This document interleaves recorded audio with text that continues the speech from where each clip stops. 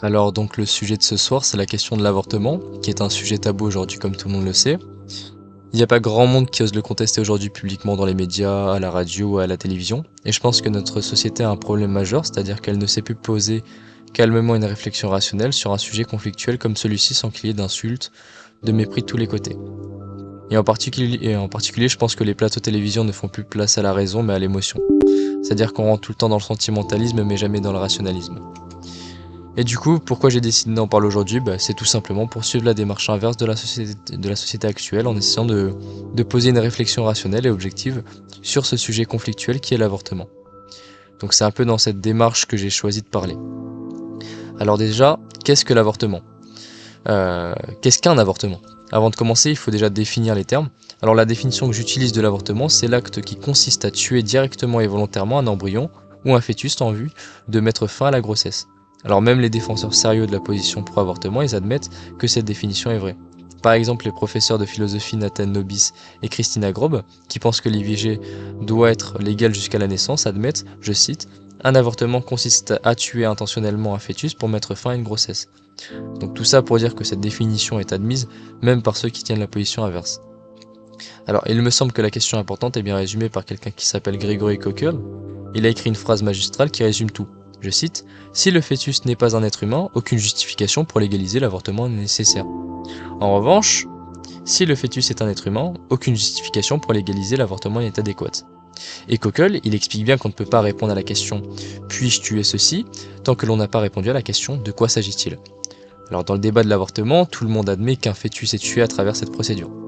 Mais qu'est-ce qu'un fœtus? S'il s'agit simplement d'un amas de cellules, alors avorter c'est pas plus immoral que de se faire couper les ongles ou même d'aller se faire arracher les dents chez le dentiste par exemple. Par contre, si le fœtus n'est pas un être humain, alors si le fœtus n'est pas un être humain, alors l'avortement doit rester légal en fait. Donc ça pose aucun problème. En revanche, si le fœtus est un être humain, et que tous les êtres humains ont un droit à la vie, alors l'avortement est clairement immoral, et nous avons de bonnes raisons de penser qu'il faut l'interdire. Alors l'argument pro-vie principal que je développe là, c'est un syllogisme, et donc la première prémisse du syllogisme dit « Il est immoral et il devrait être illégal de tuer directement et volontairement un être humain innocent ». Et prémisse 2 « Or l'avortement tue directement et volontairement un être humain innocent ». Et donc la conclusion de ces deux prémisses-là, c'est donc que l'avortement est immoral et devrait être illégal. Donc il faut montrer bien évidemment la vérité de chacune des deux prémisses pour que la conclusion soit vraie, par accompagnement naturel. Alors la prémisse 2 nous dit il est immoral et il devrait être illégal de tuer directement et volontairement un être humain innocent. Donc cette prémisse me semble évidente, elle est directement fondée sur la notion de dignité humaine. D'ailleurs, il y a la Déclaration universelle des droits de l'homme des Nations Unies de 1948, rappelle bien que la reconnaissance de la dignité inhérente à tous les membres de la famille humaine et de leurs droits égaux et inaliénables constitue le fondement de la liberté, de la justice et de la paix dans le monde.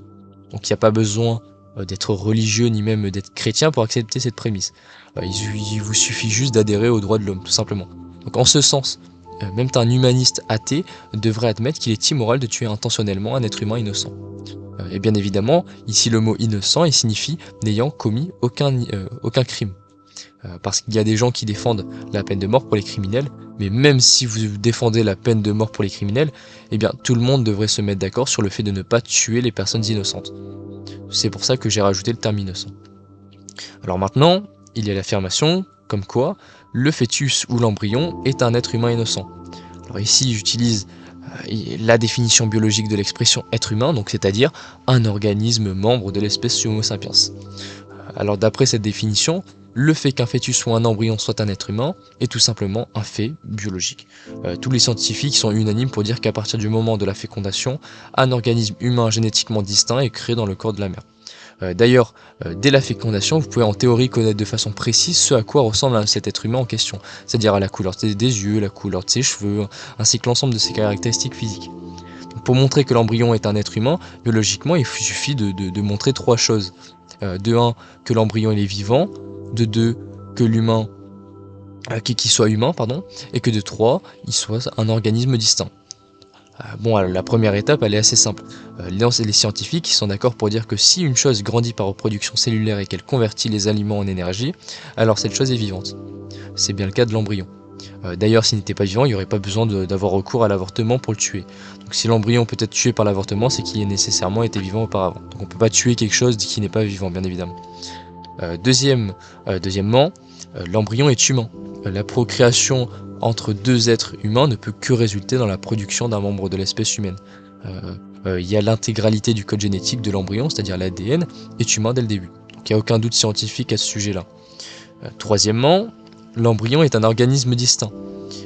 L'embryon, ce n'est pas simplement une partie du corps de sa mère, mais un organisme distinct de celle-ci. D'ailleurs, si l'embryon était une partie du corps de sa mère, alors la mère enceinte aurait 4 bras, 4 jambes, 2 cœurs, 2 types d'empreintes digitales distinctes, 2 cerveaux, et à 50% du temps, un pénis. Donc il ne faut pas confondre le fait d'être dans quelqu'un et le fait de faire partie de quelqu'un. Une bouteille que je mets dans un frigo n'est pas une partie du frigo. Donc ainsi, le fait que le fœtus habite dans le corps de sa mère n'implique pas qu'il fasse partie du corps de sa mère. Alors, certains disent que c'est un amas de cellules, mais ceux qui disent que c'est un amas de cellules, ils se trompent clairement et ils comprennent mal les données scientifiques. Les manuels d'embryologie définissent le terme amas de cellules comme étant un agglomérat de plusieurs cellules sans organisation ni unité. Alors qu'au contraire, un organisme est une collection de parties biologiques ou d'organes qui fonctionnent ensemble pour maintenir un être vivant complet dans l'existence. Et ça, vous pouvez le retrouver dans des manuels d'embryologie. Et donc, il y a aussi des questions sur la définition de fœtus et embryon. On entend souvent les gens mal se renseigner s'exclamer « Oh, mais ce n'est pas un être humain, c'est un fœtus ». Alors malheureusement, ces personnes ignorent que fœtus veut dire portée de petit en latin et que les termes d'embryon et de fœtus sont juste des termes scientifiques pour décrire le développement d'un être humain à travers la grossesse. Donc la définition d'embryon humain, c'est, je cite, un être humain en développement depuis sa conception jusqu'au stade où les principaux organes sont formés, c'est-à-dire jusqu'à la 8e semaine de grossesse. Pareil pour un fœtus humain. Je cite, un être humain en développement après les 8 premières semaines de grossesse jusqu'à la naissance. Donc ces définitions ne sont pas orientées bien évidemment pro-vie, puisque même le dictionnaire du Larousse confirme bien qu'un embryon est un être humain pendant les 8 premières semaines de son développement et que le fœtus est un être humain de la fin du 2e mois au terme de la grossesse. Et d'ailleurs nous pouvons dire que les manuels d'embryologie sont unanimes pour dire que la vie humaine commence à la conception. Donc par exemple nous pouvons nous appuyer sur le manuel d'embryologie, donc Embryologie humaine et tératologie, qui nous dit, citation, « Bien que la vie soit un processus continu, la fécondation est un point de repère critique, car, dans des circonstances ordinaires, un nouvel organisme humain génétiquement distinct se forme lorsque les chromosomes des pronoyaux mâles et femelles se mélangent dans l'ovocyte. » Donc on lit aussi que l'humain en développement, donc embryologie orientée vers la clinique, bien évidemment, je cite, « Un zygote est le début d'un nouvel être humain, c'est-à-dire un embryon. Le développement humain commence à la fécondation, le processus au cours duquel un gamète ou un spermatozoïde mâle s'unit à un gamète ou un ovocyte femelle pour former une seule cellule appelée zygote. Cette cellule totipopante hautement spécialisée marque le début de chacun de nous en tant qu'individu unique. Et même vous avez substantiellement la même chose ici, le manuel de biologie, Biological Principles and Modern Practices of Obstetrics, il affirme justement, le terme conception fait référence à l'union des éléments pronucléaires masculins et féminins de la procréation à partir desquels un nouvel être humain se développe. Donc le zygote ainsi formé représente le début d'une nouvelle vie. Et d'ailleurs, on pourrait même parler du consensus scientifique qui est tellement écrasant que le comité judiciaire du Sénat américain avait été obligé de conclure, je cite, « Les médecins, les biologistes et autres scientifiques sont d'accord pour dire que la conception est le début de la vie d'un être humain, membre de l'espèce humaine. » Il y a un consensus écrasant sur ce point dans l'innombrable écrits médicaux, biologiques et scientifiques. Donc voilà, c'est le Sénat américain. Et d'ailleurs, le consensus est si écrasant que même les philosophes pro-avortement, ils admettent. Par exemple, nous avons David Bonin, un des meilleurs philosophes pro-avortement, il reconnaît, je cite, « Peut-être que la relation la plus simple entre vous ou moi, d'une part est chaque fœtus humain depuis la conception, d'autre part est la suivante, tous sont des membres vivants de la même espèce Homo sapiens. Un fœtus humain est simplement un être humain à un stade très précoce de son développement. » D'ailleurs, on a aussi Peter Singer, l'un des philosophes pro-choix les plus connus, a lui aussi au moins l'honnêteté intellectuelle de reconnaître que l'embryon est un être humain. Et il nous dit dans ses livres, je cite, « Il est possible de donner un sens précis à un être humain. Nous pouvons l'utiliser comme équivalent à membre de l'espèce Homo sapiens. Qu'un être soit membre d'une espèce donnée est quelque chose qui peut être déterminé scientifiquement, par examen de la nature des chromosomes dans les cellules des organismes vivants. En ce sens, il ne fait aucun doute que dès les premiers instants de son existence, un embryon conçu à partir des spermatozoïdes et d'ovules humains est un être humain. » Comme vous pouvez le constater, justement, Peter Singer, il ne parle pas d'une vie humaine potentielle, il ne parle pas d'une vie humaine potentielle en fait.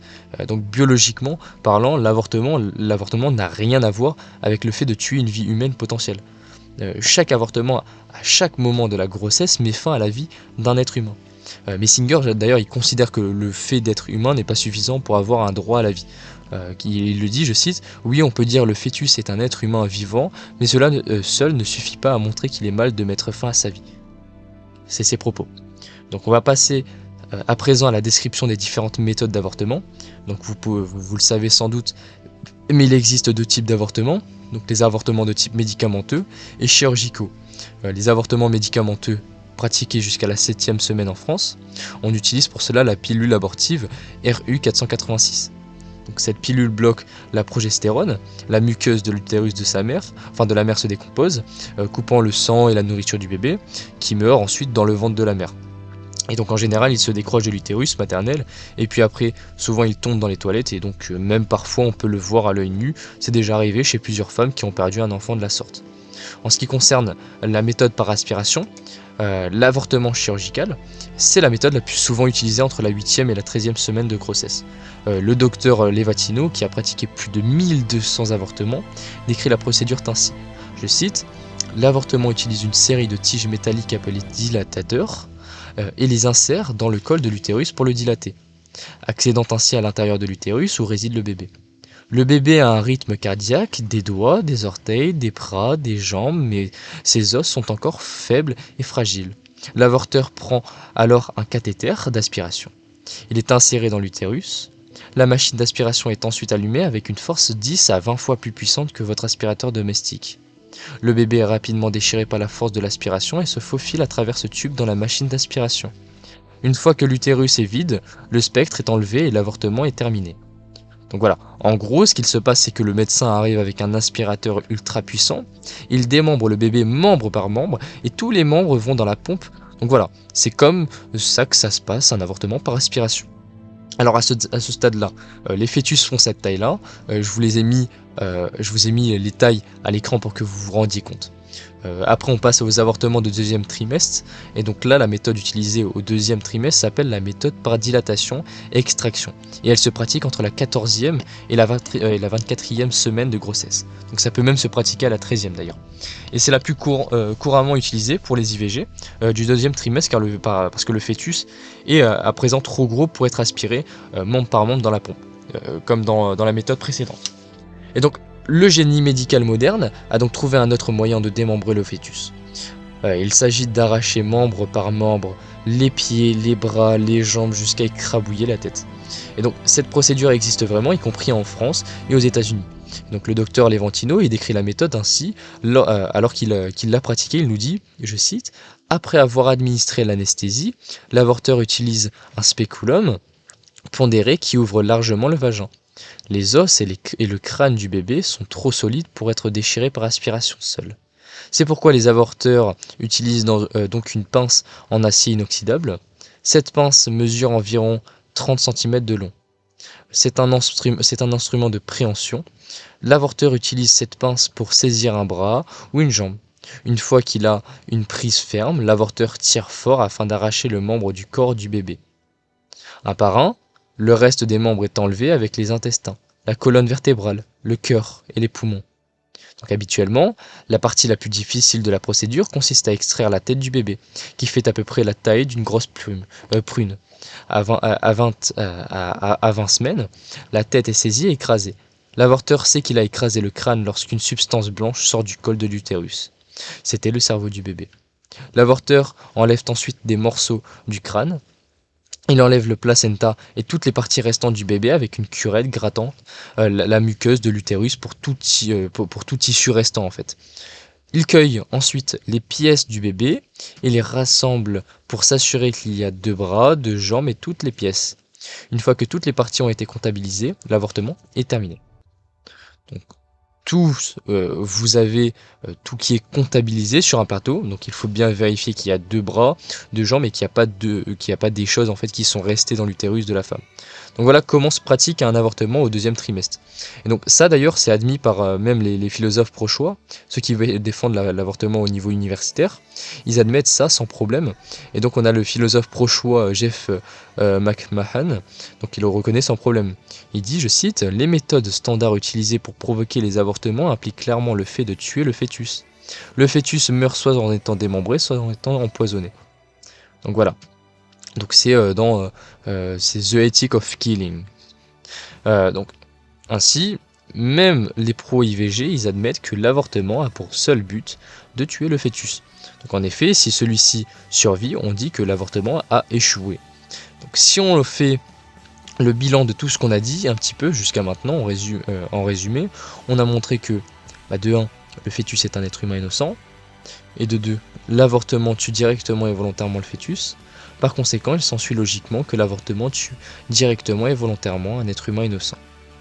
Étant donné que cette prémisse n'est pas soumise à la controverse en matière scientifique, les défenseurs de l'avortement doivent donc soutenir qu'il n'est pas toujours immoral de tuer directement et volontairement un être humain innocent.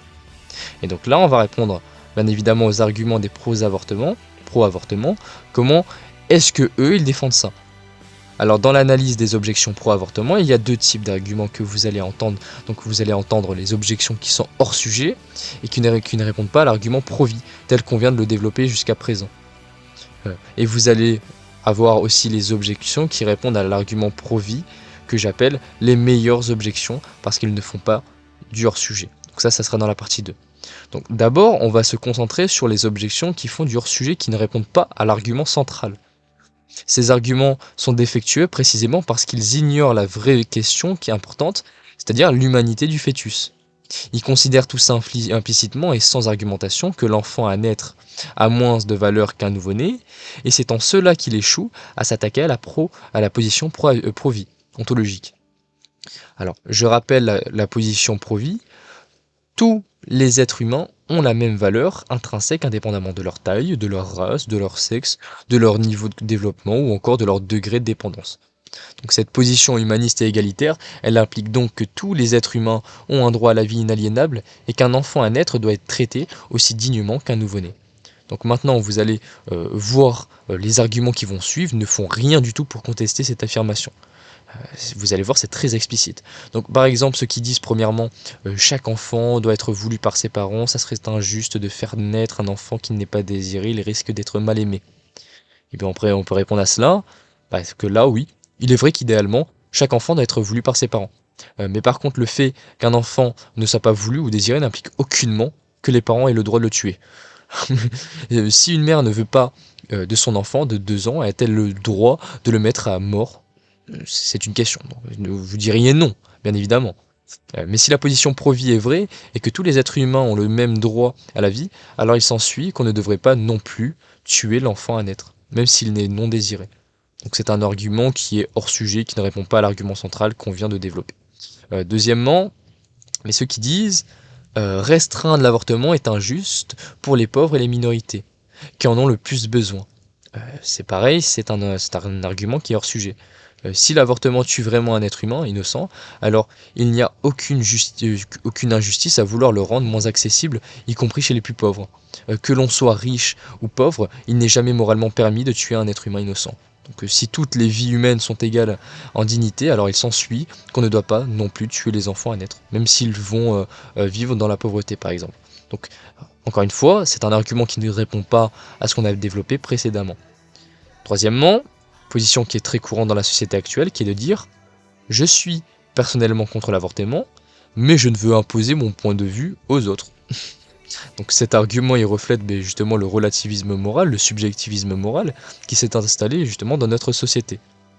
Chacun décide de ce qui est moral pour lui, mais malheur à celui qui voudrait imposer sa morale aux autres. Donc toute personne qui voudrait faire une telle chose sera considérée de fait comme intolérante, ne respectant pas la liberté d'autrui, etc., etc. Or, le paradoxe est que ces personnes elles-mêmes ne croient pas au relativisme moral qu'elles prêchent en fait. Il suffit de leur faire, de leur faire prendre conscience avec quelques petits exemples. Euh, Par exemple, de dire, pour leur faire prendre conscience, je suis personnellement contre le génocide juif, mais si Hitler pensait que le génocide était une bonne chose, qui suis-je pour lui imposer ma morale?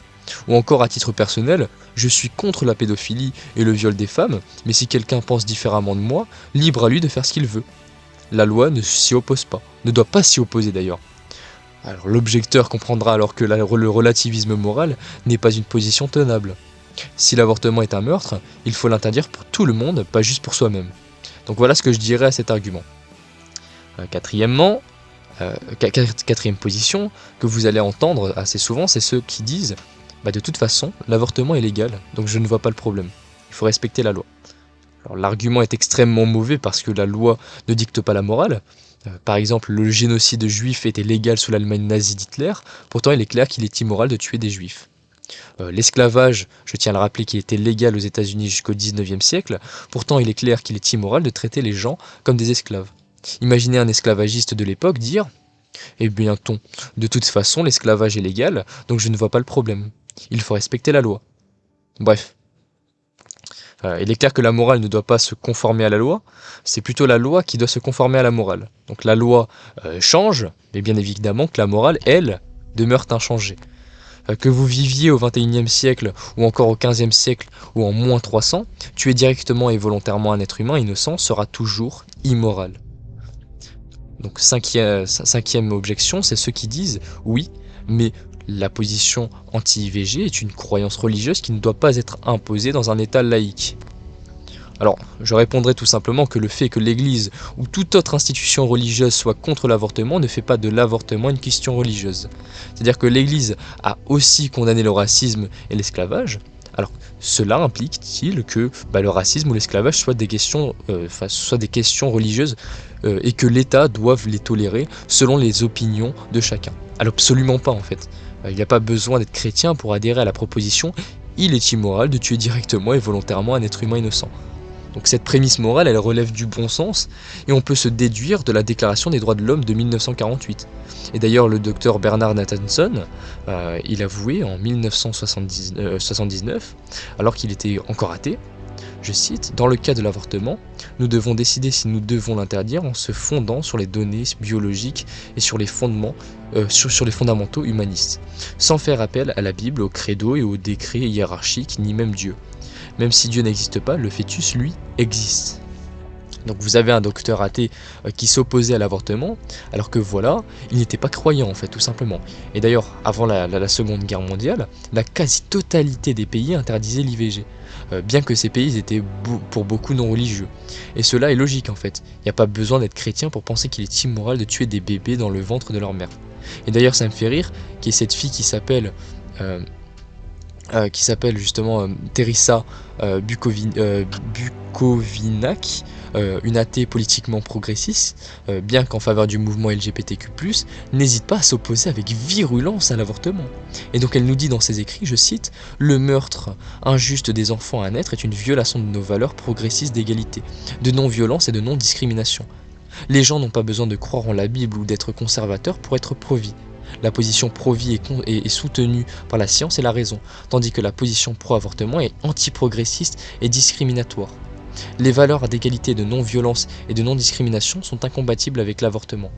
Pour être vraiment progressiste, il faut être prêt à s'opposer activement à l'avortement. » Donc vous voyez, vous avez même des progressifs d'ultra-gauche pro-LGBTQ+, qui reconnaissent que l'avortement, c'est contraire à l'égalité, dignité des êtres humains et qu'il faut s'y opposer. Donc voilà, ce n'est pas une question religieuse en fait. Sixième objection, que vous entendez bien évidemment souvent, c'est « mon corps, mon choix ». Chaque personne a le droit de faire absolument ce qu'elle veut de son corps. C'est probablement le slogan féministe le plus connu, mais aussi le plus ridicule. Il suffit de pousser les féministes 2 secondes pour leur faire admettre que nous ne sommes pas libres d'utiliser notre corps comme bon nous semble. Par exemple, nous ne sommes pas libres d'utiliser notre corps pour violer, pour braquer des banques, pour commettre des meurtres, torturer des enfants, se trimballer nus dans la rue, etc., etc. Il est donc absurde de penser qu'on a le droit d'utiliser notre corps pour faire tout et n'importe quoi. Il n'y a pas de droit absolu à faire ce que l'on veut de son corps en fait, surtout si cela menace autrui ou le bien commun de la société. Alors la prémisse de dire que je fais ce que je veux de mon corps est donc fausse et ne peut pas être utilisée pour justifier l'avortement. D'ailleurs, il y a Nathan Nobis et Christina Grob, deux donc philosophes pro-avortement, concèdent qu'il s'agit là d'un mauvais argument. Je cite, « L'autonomie, c'est-à-dire la capacité à prendre des décisions qui affectent profondément votre vie, est très importante. Mais l'autonomie a ses limites. Votre autonomie, par exemple, ne justifie pas le fait que vous ayez le droit d'utiliser votre corps pour tuer une personne innocente. Le slogan « Les femmes peuvent faire ce qu'elles veulent de leur corps » est faux, ne répond donc en aucun cas à l'argument pro-vie. C'était dans leur livre « Thinking Critically About Abortion ». C'est la page 30. Si vous le voulez. L'autonomie corporelle n'est donc pas absolue en fait. Nous n'avons pas le droit d'utiliser notre corps pour tuer autrui, et ça semble assez clair. Il y a une autre objection qu'on entend quotidiennement aussi, c'est ceux qui disent « pas d'utérus, pas d'avis ». Alors ça me fait bien rire. Si vous n'avez pas d'utérus, vous n'êtes pas un homme. Enfin, vous êtes un homme, pardon, vous pouvez pas vous prononcer sur cette question de l'avortement. Alors, on peut dire que cet argument-là, il est extrêmement mauvais pour plusieurs raisons. Tout simplement que s'il fallait avoir un utérus pour se prononcer sur la question de l'avortement, alors la loi Veil n'aurait jamais dû être passée puisque ceux qui ont voté la loi étaient des hommes. Ainsi, ce critère justement serait autodestructeur pour la position pro-choix. Dans le débat sur l'avortement, ce sont les arguments qui ont de l'importance, pas les organes génitaux, de ceux qui représentent les arguments. Par exemple, moi je donne un argument contre l'avortement, si ce n'est même argument était dit par une femme, est-ce que d'un seul coup il deviendrait magiquement meilleur ? Bah non, ça serait du sexisme de dire ça. On peut dire que l'objection sous-entend que l'on n'a pas le droit de se prononcer sur un sujet si ce sujet ne nous concerne pas directement. Or, cela est clairement faux, et on peut le voir de multiples manières. Par exemple, je peux me prononcer contre le viol des femmes, même si je n'ai pas d'utérus et que je ne serai jamais concerné par cela. Je peux me prononcer contre les bombardements par exemple d'Hiroshima et de Nagasaki, même si ce bombardement a eu lieu plus de 50 ans avant ma naissance et ne m'a aucunement impacté. Je peux dire que l'esclavage des Noirs est quelque chose d'immoral, même si je suis blanc et que je ne suis pas concerné, personnellement. Donc voilà, il n'y a pas besoin d'être directement concerné. Imaginez un peu si les aviateurs américains qui ont largué la bombe atomique sur Hiroshima y répondaient à leur objecteur, pas d'avion, pas d'avis. Ou même si les esclavagistes disaient aux abolitionnistes pas d'esclaves, pas d'avis. Ça serait parfaitement ridicule. On peut se prononcer sur ces choses qui ne nous concernent pas directement, tout simplement parce que de tels actes sont contraires aux droits de l'homme et font du mal à des êtres humains innocents. Et comme il en est de même avec l'avortement, alors j'ai le droit, et donc même le devoir, en tant qu'homme, de m'opposer à une telle pratique. Donc voilà. 8e argument qu'on entend quotidiennement, c'est ceux qui disent « Même si on rendait l'avortement illégal, il y aurait toujours des avortements ». Ceci est tout à fait vrai. De la même manière que si on rendait le meurtre ou le vol illégal, il y aurait toujours des meurtres ou des vols. Donc, même si le fait qu'une loi puisse être transgressée n'implique aucunement que nous devons pas nous opposer à cette loi en fait. Et je donne un petit exemple. On ne devrait pas légaliser le viol sous prétexte que certains continueront à violer en cas d'interdiction en fait. De même, dans une société où l'avortement est illégal, le fait que certains choisissent d'aller à l'encontre de la loi en faisant des avortements n'est en aucun cas une raison légitime pour légaliser l'IVG. Les lois ne peuvent pas empêcher les crimes, mais par contre elles peuvent les réduire considérablement. Alors, après il y a l'argument bien évidemment de Simone Veil, qui est une variante de celui-là qui dit « Oui, mais rendre illégal l'IVG favorise les avortements clandestins et met en danger la vie de beaucoup de femmes. » Donc voilà, c'est l'argument qui a été utilisé pour faire passer la loi Veil. Alors ici on peut répondre que, d'abord, il faut rappeler que beaucoup des défenseurs de l'IVG ont menti sur les chiffres des femmes qui meurent suite à des avortements clandestins. Donc ça c'est premièrement. Deuxièmement, pour faire passer la loi Veil à l'époque, on a osé dire que le nombre d'avortements clandestins était de 300 000 chaque année. Les médias ont sauté sur ce chiffre par pure idéologie pour faire passer la loi en force sans vérifier la rigueur de la méthodologie employée en fait. Troisièmement, pourtant en fait, il y a des contre-rapports sérieux pour réfuter ce chiffre mais astronomique, hein. Ils ont vite été publiés par des statisticiens avant la loi Veil. Et nous n'avions pas en réalité, nous avions en fait qu'environ 65 000 avortements illégaux en France. Mais de toute façon, même en admettant que les femmes continueront à mourir des avortements clandestins, si l'avortement est rendu illégal, ça ne serait pas une raison pour le légaliser. Alors pourquoi ça ? On va par exemple, on va prendre l'exemple de la mutilation génitale clandestine. Imaginez que quelqu'un donne l'argument suivant: certains immigrés qui arrivent en France continuent à pratiquer la mutilation génitale féminine. Or, comme c'est illégal en France, dans les hôpitaux, des mutilations ont lieu clandestinement dans la rue. Ne devrions-nous pas légaliser la mutilation génitale féminine en France pour rendre cette pratique plus sécurisée ? Alors, la plupart des gens s'exclameront « Non, c'est un acte de violence ignoble qui fait du mal aux jeunes femmes ». Et nous pouvons donner une réponse similaire finalement. L'avortement n'est-il pas un acte de violence ignoble qui fait du mal aux petits-enfants ? Nous sommes d'accord qu'il serait immoral d'autoriser la mutilation des petites filles de manière sécurisée. De même, si le fœtus est un être humain, ne devrions pas aider sa mère à le tuer de manière sécurisée. Donc on notera d'ailleurs qu'on ne peut pas dire qu'une procédure est sécurisée si la moitié des gens qui y prennent part finissent par ensuite mourir. Donc la question fondamentale à poser à la personne défendant l'argument de Simone Veil est donc: devrions-nous autoriser l'exécution d'un être humain innocent afin que cela soit sans risque pour celui ou celle d'ailleurs qui demande sa mise à mort? Ou encore, devrions-nous aider des personnes fortes à faire du mal aux personnes faibles pour que cela soit sans risque pour les personnes fortes? Comme la réponse est non, l'argument de Simone Veil s'écoule d'un seul coup. Et d'ailleurs, même les philosophes pro-avortement, ils reconnaissent que l'argument de Simone Veil ne tient pas du tout intellectuellement. Et donc par exemple, on a les philosophes Mary et Anne Warren qui disaient dans son livre sur l'avortement, et je cite: le fait que restreindre l'IVG a des effets secondaires tragiques ne montre pas en soi que restreindre l'IVG est injustifié, dit-elle, puisque le meurtre est mauvais indépendamment des circonstances qui le rendent prohibé. Donc voilà. On a aussi les philosophes Nathan Nobis et Christina Grob qui concèdent aussi qu'il s'agit là d'un mauvais argument.